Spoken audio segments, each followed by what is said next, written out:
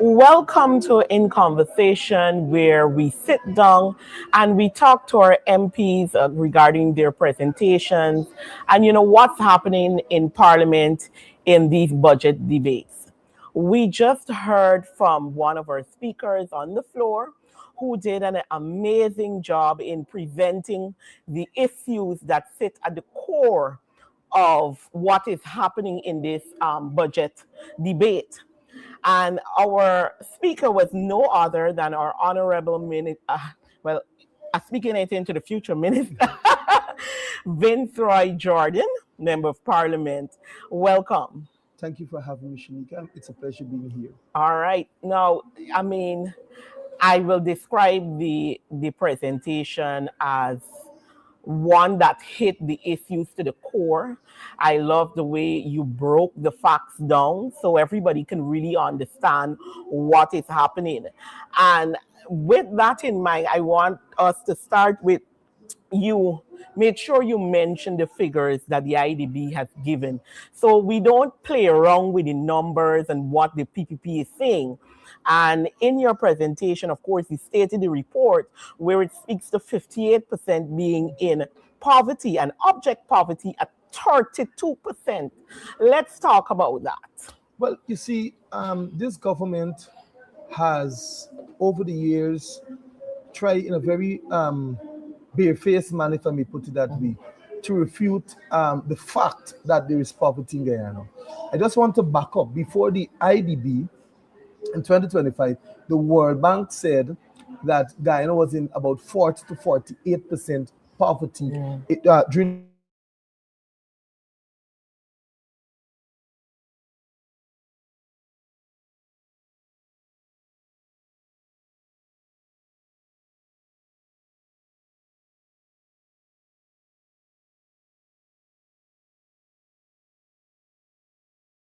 at 58%.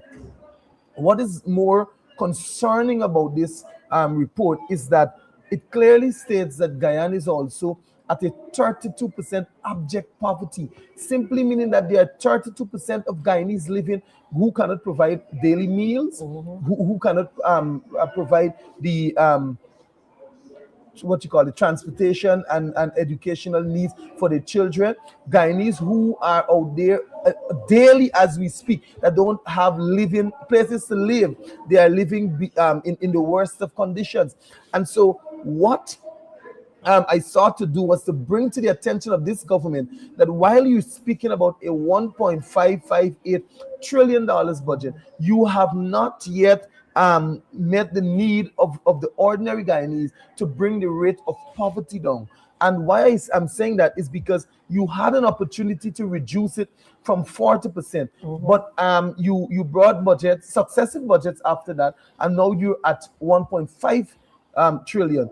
Had it contain anything that could have really bring relief to the Guyanese people, we would have seen a reduction in the poverty rate rather than an increase in poverty rate.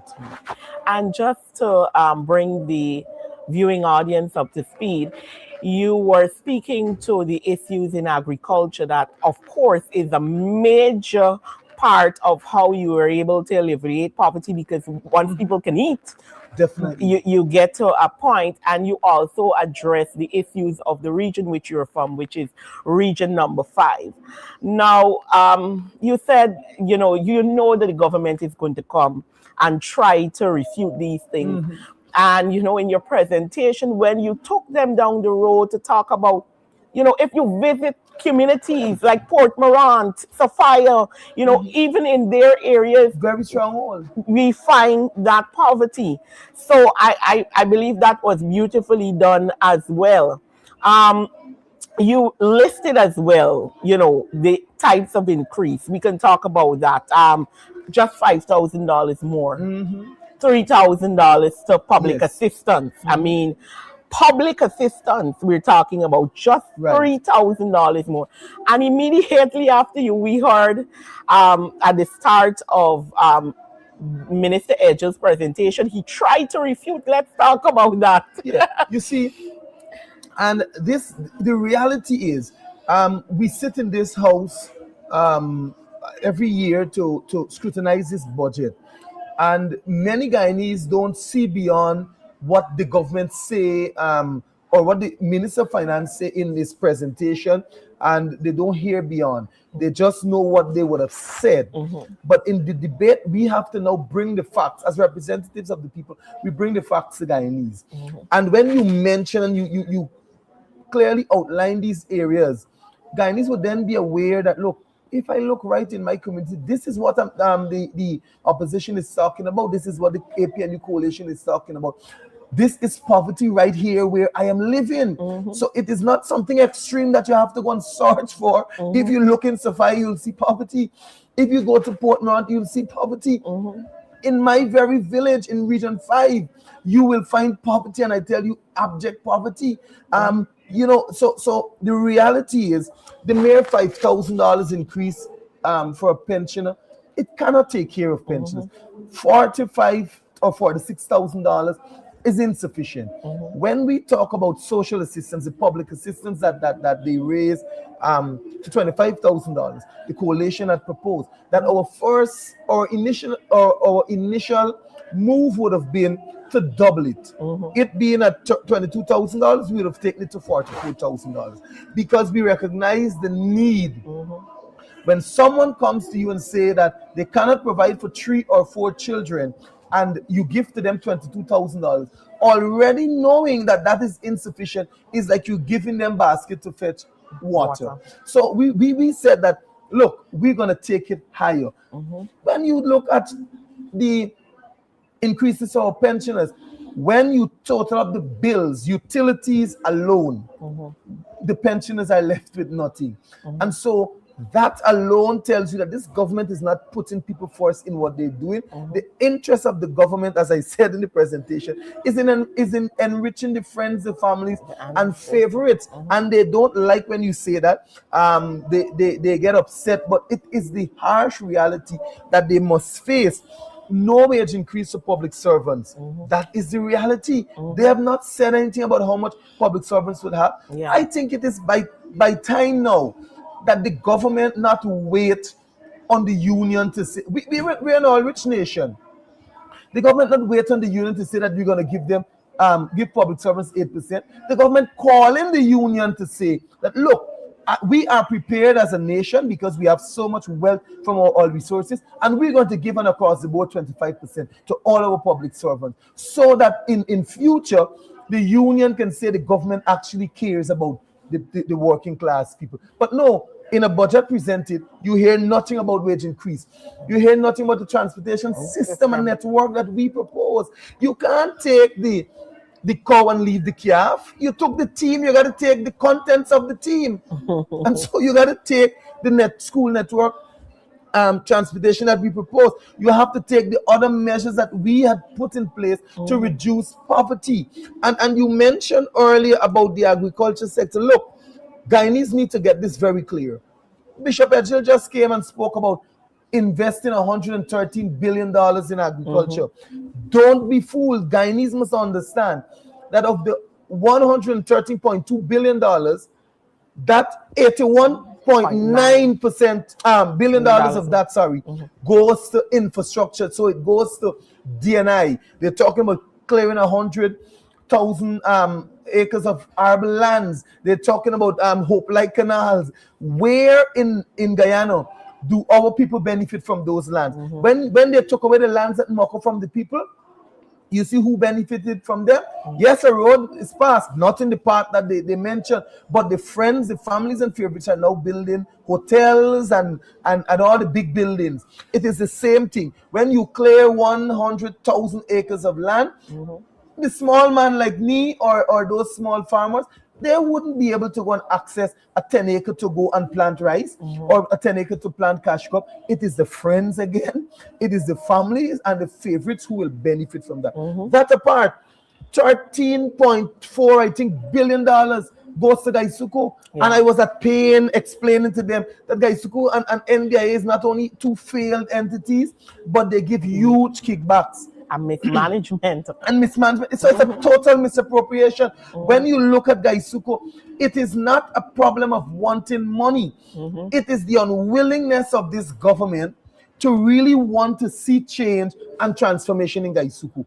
And so that $113 billion, out of that, there is two clear headlines that speaks to livestock development and other crops. Yes. In livestock, $1.9 billion. Come on, out of 113, 1.9 went to the actual production of food. 3.3 went to crops. When you put it together, having just about 0.35% of an entire budget going to the food production. How then are you going to reduce the cost of food? How then are you going to reduce the high cost of living across the country? And so we must understand as Guyanese, and before to break it down for Guyanese to understand, that the budget is all talks.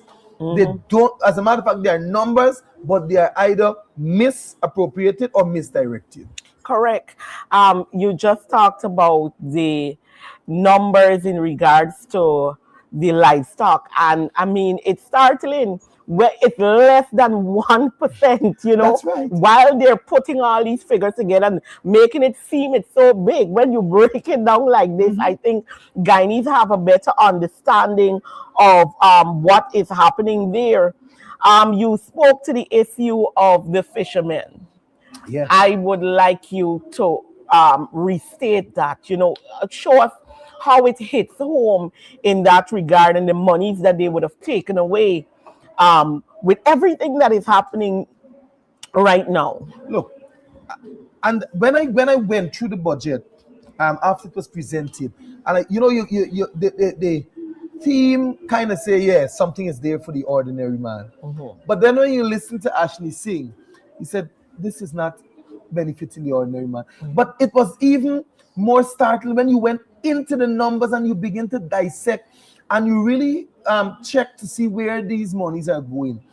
I was taken aback to see that an industry that is struggling, the fishing sector is under tremendous pressure at this time.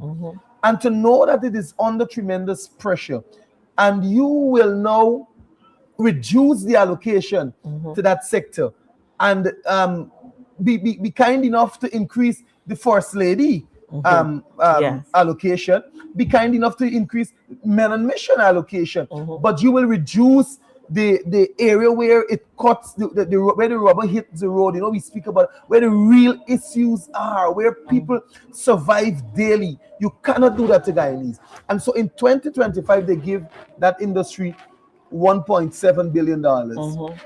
In 2026 they now want to give them $1.5 billion.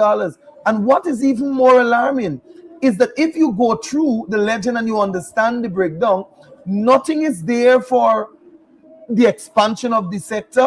Look, I spoke, I think it was on my colleague, the Honorable Sherrod Duncan's program, that the technology is now taking a hold of farming. Yes. As a matter of fact, everything technology is taking a hold of. And so there are certain areas where we can launch out, where we can venture out into technology, like certain mapping of the seabed, mapping to know where the fishes are. So fishermen would have to go out there toiling day and night, not knowing if the catch will be good and come home back, with empty hands. But they can study the thing. They can begin before they go out to know how the aqua system operates, to know what exactly. But you see, time couldn't permit me to lay this out. But Guyanese need to understand the PPP, they're just talking numbers. We have the real plan. But Guyanese, and might I say on this program, Guyanese were warned and Guyanese were offered a better package, but they choose another system. Or they were cheated out. Well, check it out. You didn't get to really expand on the issue of Region 5. So I want you at this stage to talk to us about that. You were able to mention, that there is this huge increase in the population based on the census that has now been released, but yet still you don't see that reflection in the budget allocation as though these records are here for nothing. Correct. And I wanted to get that point out at that time.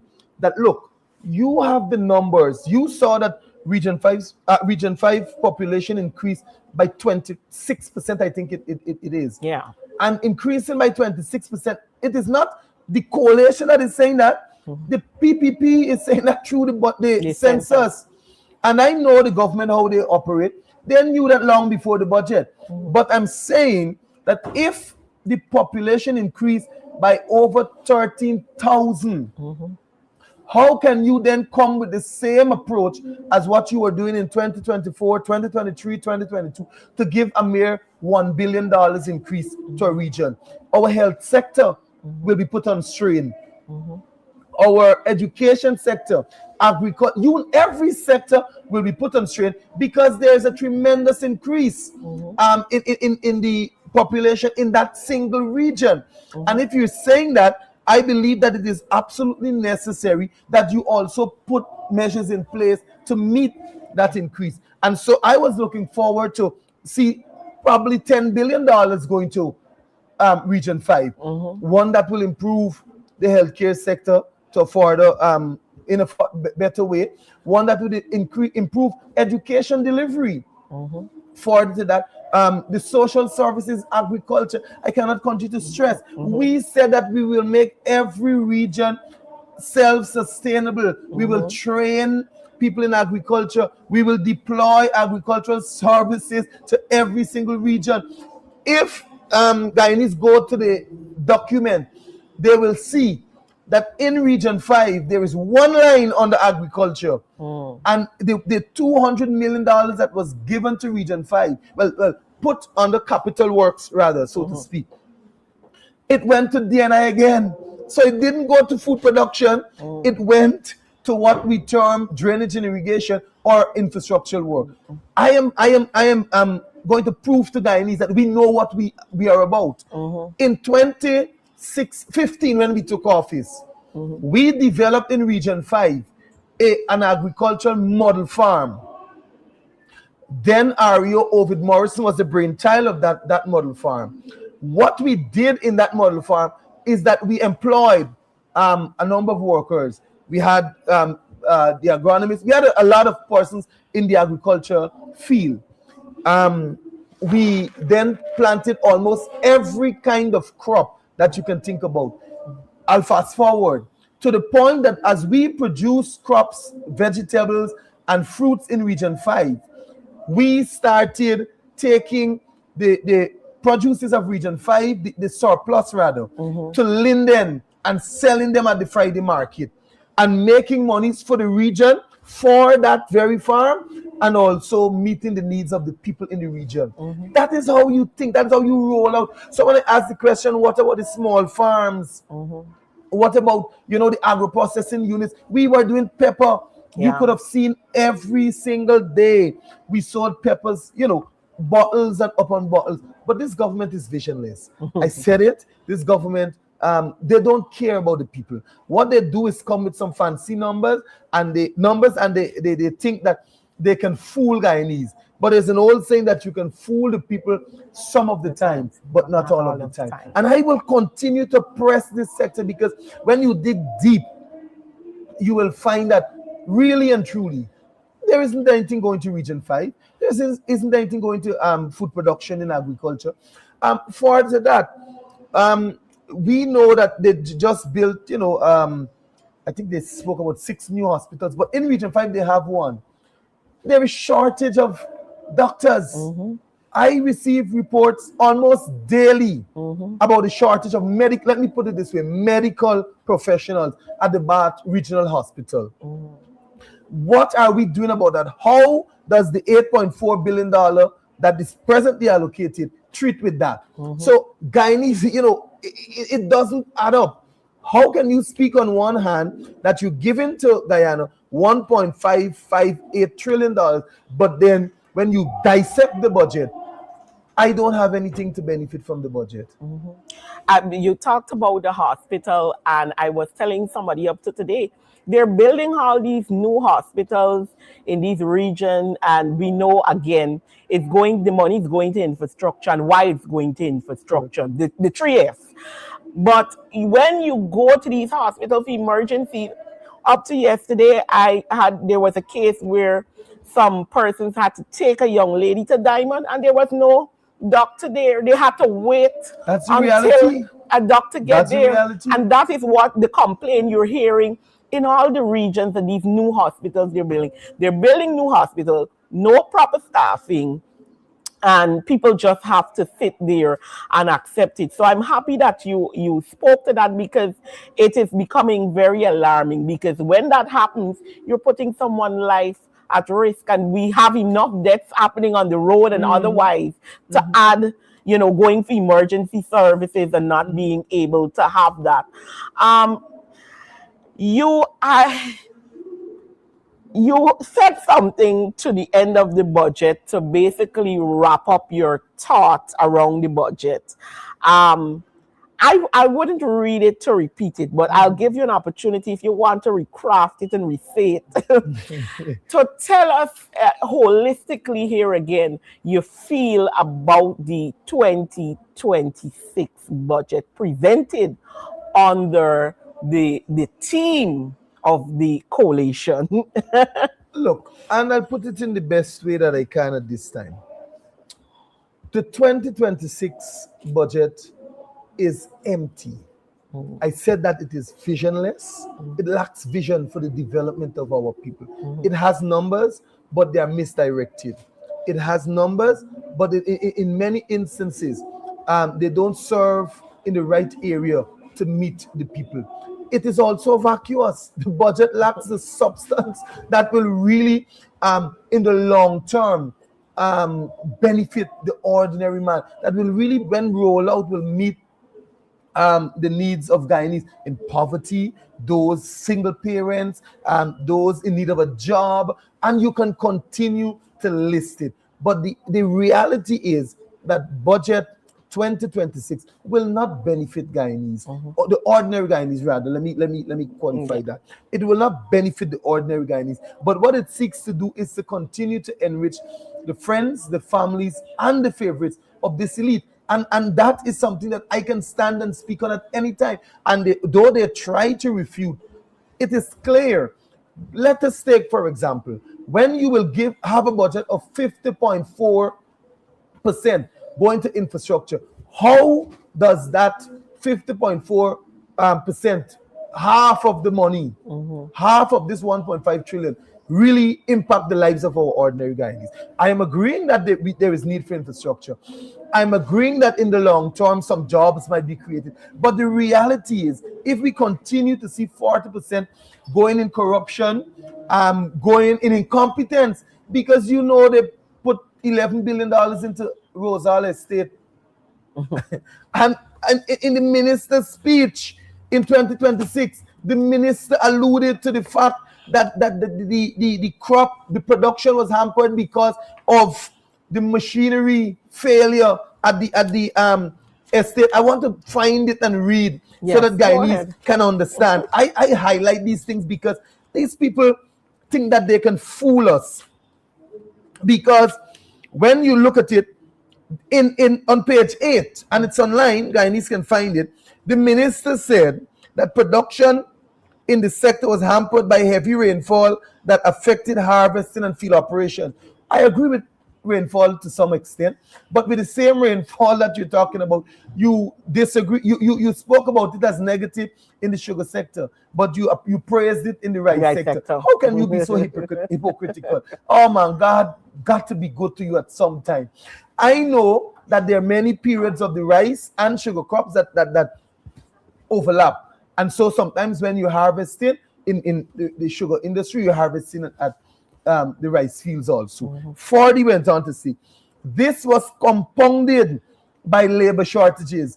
Man, the very government said that they re-employed thousands of the people. So be dismissed. That is what they claim to say. How then can you come to tell Guyanese under developmental projections that you have labor shortage? But alarming, low employees turnout and challenges with factory machinery at some estate. So the very government is Yeah. admitting that they had challenges after spending $11 $1 billion. billion to fix a factory. You still have challenges with it. The very government. This budget is a waste of time in its current construct, and once revised, it will benefit the people of Guyana. All right. Thank you so much, MP, for breaking it down with us here today. I want to let the viewers know that in our lineup today, we started out with MP Vinceroy Jordan. Our next speaker in the lineup will be Miss Coretta McDonald. And after her, we will have Miss Nima Flubeth. Of course, there will be other speeches in between, but we will bring you the coverage of the three persons that we just discussed. We've already had MP Jordan. So you can continue to follow our page and you'll get to see their presentations, and we will talk to them after their presentations. So continue to follow us, and we will keep you updated on the budget debates 2026. Thank you.